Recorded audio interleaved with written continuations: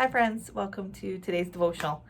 So last week we talked about praying and interceding for one another, specifically praying for those people that come to mind that we miss, that we long to be in person with nowadays.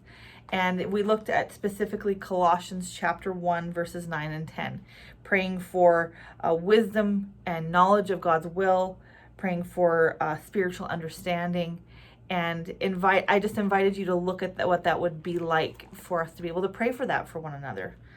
But this week I want us to turn to Matthew chapter 5, starting in verses 42 and on to the end of the chapter.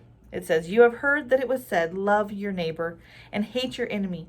But I tell you, love your enemies and pray for those who persecute you, so that you may be children of your Father in heaven. For he causes the sun to rise on the evil and the good, and sends rain on the righteous and the unrighteous. For if you love those who love you, what reward will you have? Don't even the tax collectors do the same?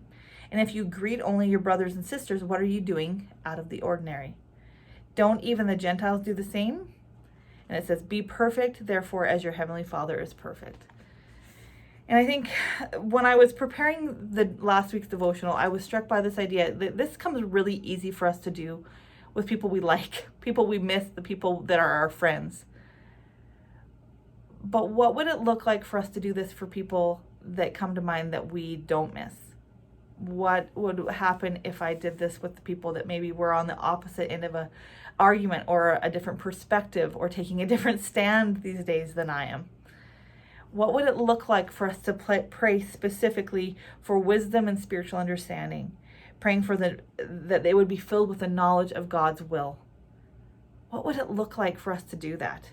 Because I would venture to guess that if I encountered a person and I had been praying specifically for them, praying specifically what Colossians chapter 1, verses 9 through 10 says, if I'm praying that for somebody who disagrees with me, it changes my perspective on them, and it changes also my perspective on what they're saying.